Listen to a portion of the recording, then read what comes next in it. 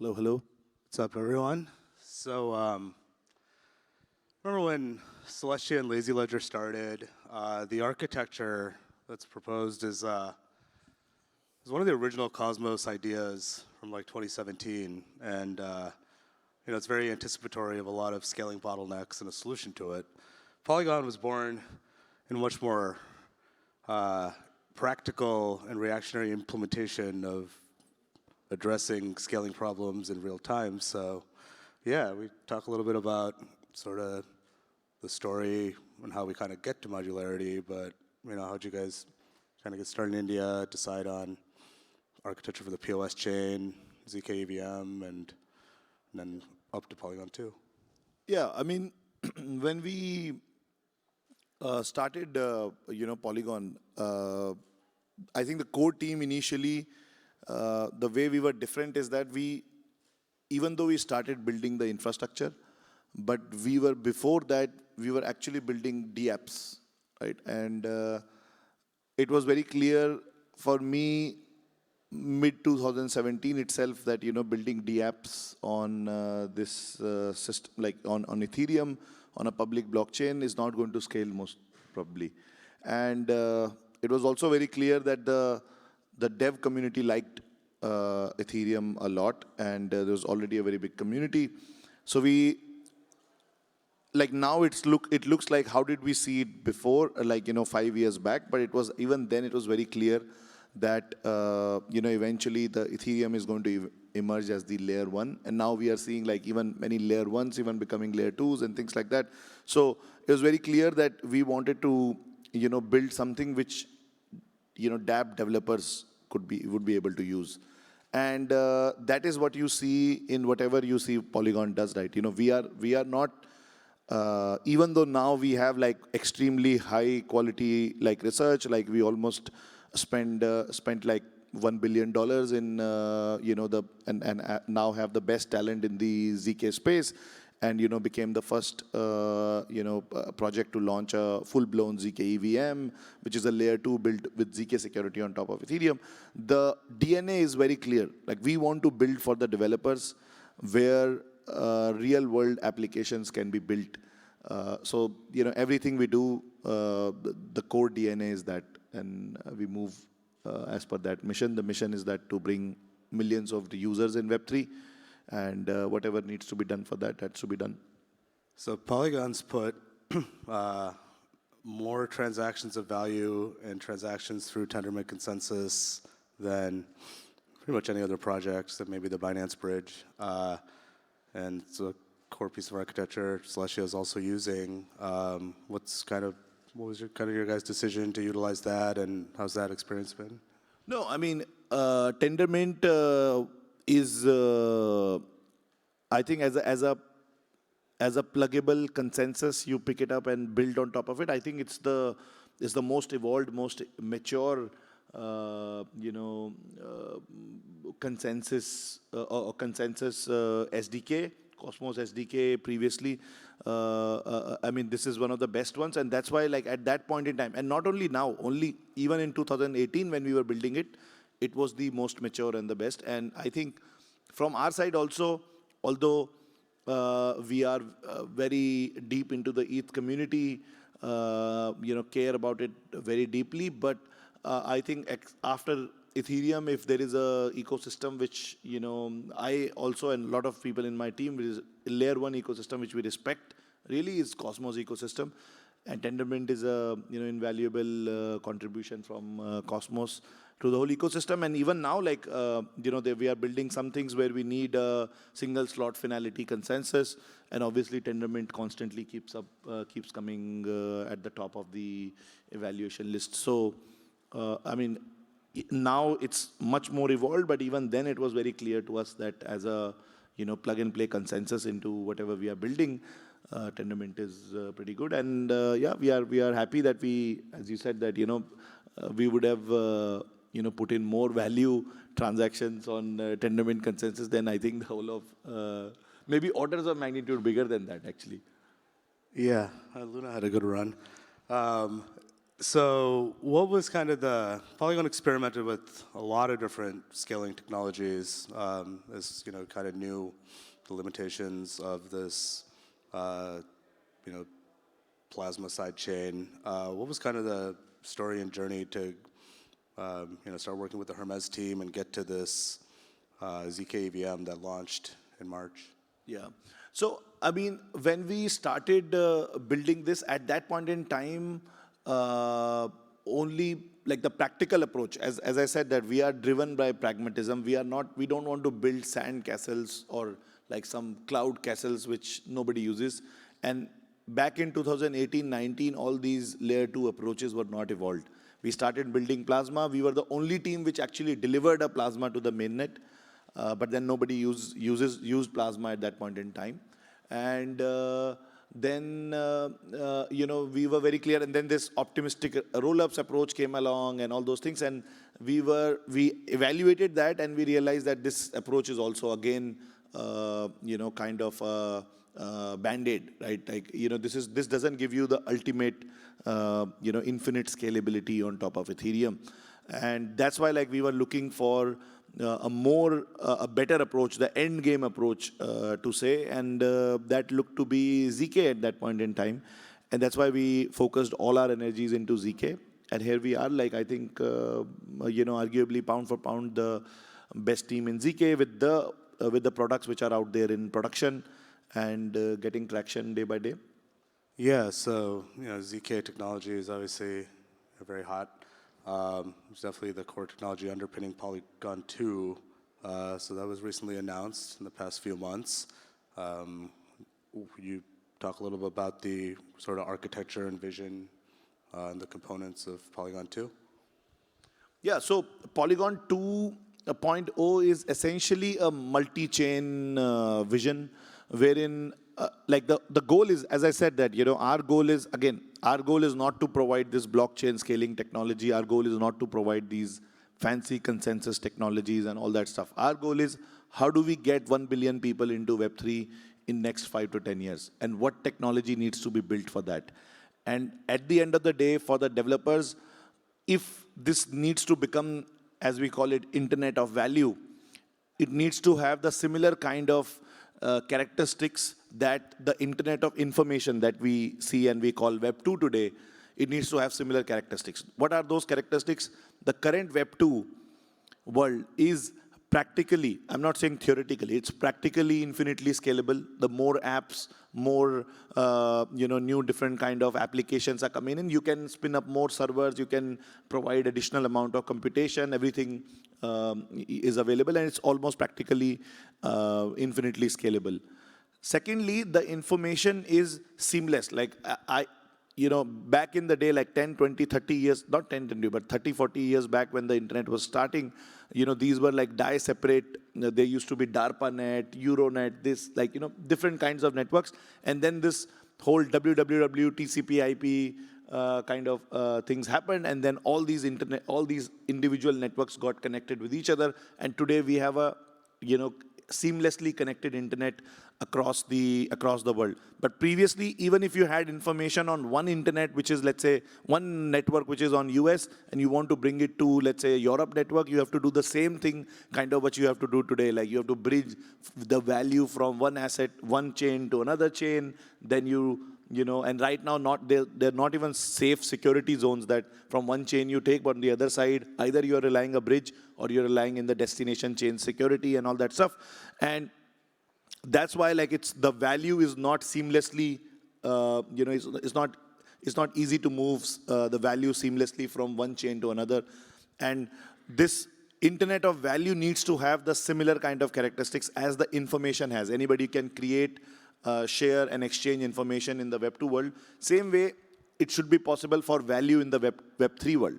So, the point, how we have built is that this is a multi-chain environment, like where you can spin up as many layer 2s you want, as many chains, similar to Cosmos vision. You can spin up as many layer 2s as we want, but they are all secured by the zero knowledge technology. So all these chains provide their ZK proofs to Ethereum, right?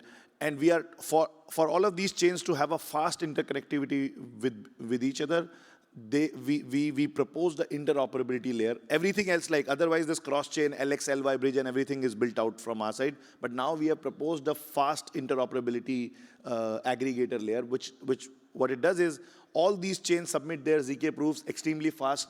Already we can do 2-minute proofs as per our current technology, and we'll be, the new upgrades that are coming up, you will be able to, every chain will be able to share or create proofs like in 5 to 10 seconds, and eventually going to 2 seconds also. So every chain essentially creates 2 seconds proofs, submits to this aggregator layer, and all these proofs of different chains, they get aggregated and get submitted to Ethereum. So you have eventual hard finality on Ethereum, but you also, all of these chains, let's say I'm on chain number 100, and I want to interact with a transaction, a cross-chain transaction that is coming in from chain number 10, let's say.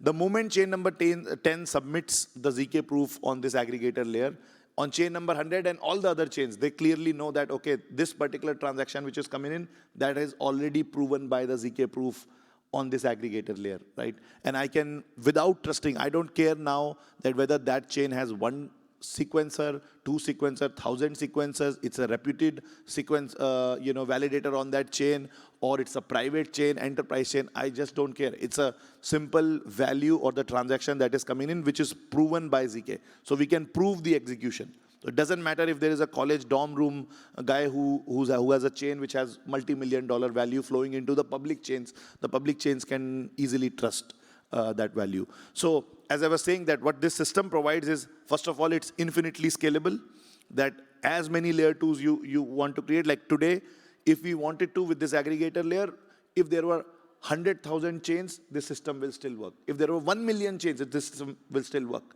right? And secondly, all of these chains have fast interconnectivity between them, and eventually you will reach a place where users won't even realize that, all this bridging and all that. For them, they are clicking, or let's say I'm playing some game in some chain which has a dedicated capacity to that chain, almost like a server. I play, I get some money, I want to swap it to USD on a public chain where the liquidity is there. It should be, for a user, it should be a simple click and the transaction happens. That's the ultimate vision. And again, as I said, that it rolls back into our ultimate mission, which is, again, how do we get, mass adoption users of on everything. chain, across chains, yeah. So that sounds like a fairly modular architecture. Would you kind of agree with that?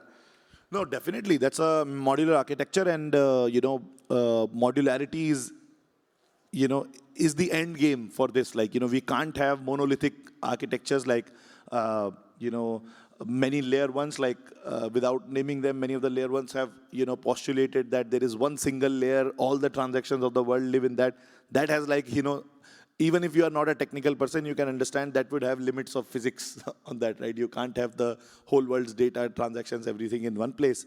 So modularity is going to be the end game, and all kudos to Celestia team. Like, I think you guys own the modular, concept, because, originally coming up with this separated parts of the stack with this idea, but then from our structure, I think it naturally evolved into that, where now we have multiple roles. Like Polygon 2.0 also postulates that basically you have multiple roles within the system. First, all the Polygon validators have hundreds and hundreds of these chains to validate on.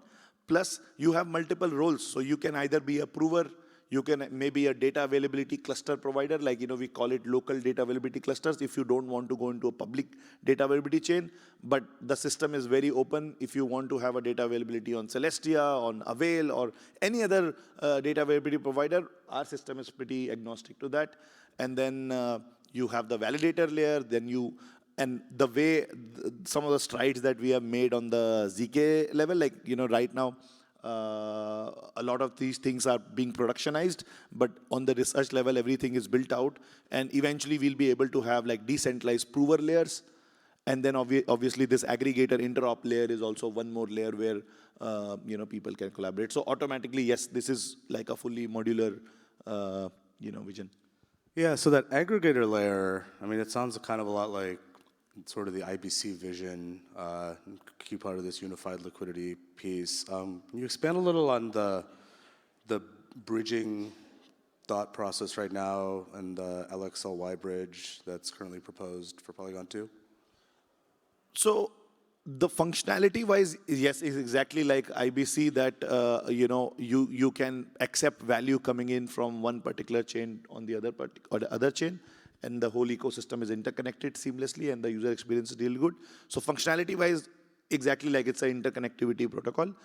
In terms of, I would say in terms of the how it works, it may be like actually the reverse of IBC. On how IBC works is that each chain, like this is as per the best of my knowledge, that how IBC works is that each of the chains is running a light node of the other chain. And then whenever any transaction is happening, you rely on the light node information that you're getting. But you have to still rely on the consensus on the other chain. But what aggregator layer is doing, so basically the block creation or verification is spread out. Like each chain has to verify the verification of the other chain separately. Whereas in the aggregator layer, we are actually aggregating the proofs of all the chains. Like all the ZK proofs are being aggregated on one layer.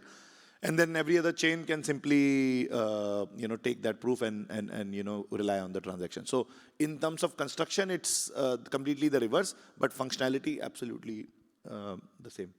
And then would all the liquidity, the secure liquidity kind of bridged over from Ethereum, would all that sort of be aggregated and available to any of these potential L2 chains? Yes, that's the whole chain. That's the whole LXLY bridge where we have you can call it like a master smart contract, non-custodial contract, which all chains connect into. And that smart contract actually, then any ZK proofs you are submitting, so you can directly move your funds from one chain to another, and you can directly exit to Ethereum because the liquidity is being aggregated in one single layer. So a lot of talk about Validiums have come up. Obviously, the plan right now seems to be the existing proof of stake chain will migrate to a ZKVM Validium at some point. Can you kind of talk about the structure of a Validium and what are some considerations for builders? It's really like Cosmos started as this hubs and zones concept where you'd have your own kind of, it's like cities and towns. Like every city kind of provides the same infrastructure but has its own culture and growth trajectory and values. It sort of seems like, that's still kind of the multi-chain goal, though people don't really talk about it that much. But yeah, what's sort of the architecture for Validiums, and why should devs consider building with them? The architecture that I talked about, that you have multiple chains, they have prover layer, they have data availability layer, and there is an aggregation layer for everything. The Validium is one special case of this whole architecture. Like Validium, in the concept of Ethereum, actually, in the context of Ethereum, when you have both the data as well as the proof on Ethereum, that's a rollup. And then when you have only the proof on Ethereum and data can be elsewhere, that is the Validium, construction for ZK rollups. And it's actually specially applicable to ZK rollups because on ZK rollup, the sequencer cannot cheat. Once the ZK proof is submitted, that's why it's called validity proof. Like in case of optimistic rollups, for example, they are called optimistic rollups because you optimistically assume everything is correct. And then you expect that somebody from the community, if there is a fraud, community will run a fraud proof. Whereas in ZK, these are mathematical proofs. These are validity proofs. Once the proof comes in, it's accepted on Ethereum. You know that the sequencer has executed the transactions till this proof correctly. So that's why, you don't need data on Ethereum blockchain to basically to validate the chain. Like in case of optimistic rollups, the data is not there. You can't even validate the chain because you don't know what is happening. In case of ZK, the ZK proof itself is the validation of computation. You need data only when you want to exit or you want to do any kind of cross-chain operations and all that. So that's why what you want to do is you want this data to be fairly available.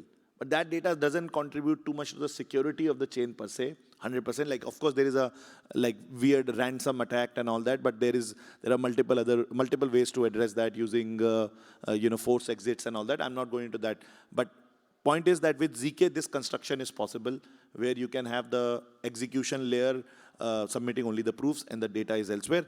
And that's where all the data availability chains become relevant. So, and I'm sure you get this question a lot, but we have a very, Cosmos has been very much known for its tech for a long time, but the community is constantly asking where we're going to find users. Polygon has been very famous for its BD efforts and output. What's kind of the secret there? You know, how have you guys been able to get the users that you've been able to get? Yeah, I think this stems from the DNA itself. As I said that, you know, our mission is very clear. I said that, you know, I mean, at least from my side, and now we have like some of the biggest researchers like Jordi and, you know, Daniel and, you know, Bobbin from Maiden and all that. So their focus is building all these research efforts and all that. Whereas, and I think, you know, we are, as a team also, we are fairly modular, right? So there is people who are building the tech.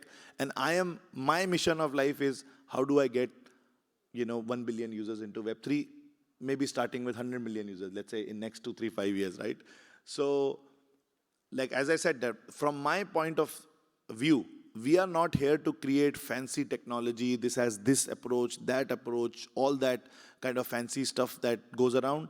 I am here to make sure this trustless compute, basically for me, it's trustless compute. This human society, currently, we interact with digital systems. All these digital systems are centralized. And, you know, that's why we are fooled with so many things in so many ways. And my mission is that how do we make this trustless, you know, world possible? Because we are spending 60–70% of our time in these digital worlds. And how do we make it more trustless? That looks like a natural evolution of humanity. And once that mission is clear, then all of these things flow through that. It's very, very clear in my mind that, you know, what we are building needs to have users. If this is something, you know, kind of extreme which can't get users, I would probably not vote internally that, you know, we should build something like that. Even though it looks very fancy and, you know, we as crypto industry, we are very big fans of narratives and, you know, all that stuff. I don't care about that. So in that pursuit, I'd say you probably talk to more builder teams than any founder that, at least in crypto, that I've come across. What do you hear about Celestia or DA layers when any of those teams are considering their choices? Yeah, I think right now, when I speak to a lot of developers, obviously that 95% of them are on Ethereum only. And on Ethereum, as a developer, they really, so the developers don't really care that, you know, when they are building an application, where is the data going, to be honest, right? And the Celestia kind of use cases, the kind of technologies, they are more relevant to, let's say, the protocol builders like us. And also, I think the roll-up as a service providers, the sovereign roll-ups thing that you are doing, but because you can't go to the developers and tell them that, you know, we'll give you this data availability system, that data availability system. To the developers, it should be like, this is the environment where you can build the app. And all the other things are abstracted from them. And this is the job of these system integrators or roll-up service providers and all that to make sure that, you know, the better data availability products are used for that. Be it Ethereum 4844, be it Celestia, Avail, or all the different kind of data availability solutions that are coming in. Yeah, I can DA. So I get DA. So, but I don't hear too much from the developers, and ideally I should not. Like, we should not even index on it too much. It's actually the job of the infrastructure providers who are going to provide execution environment to the developers. That should be the job of like roll-up as a service, sovereign roll-ups, and things like that.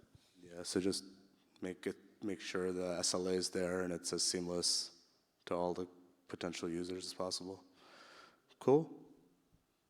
Well, that's all we have time for. I don't know, do you do Q&A or? No? All right. Thanks, Sandeep. Thanks, everyone.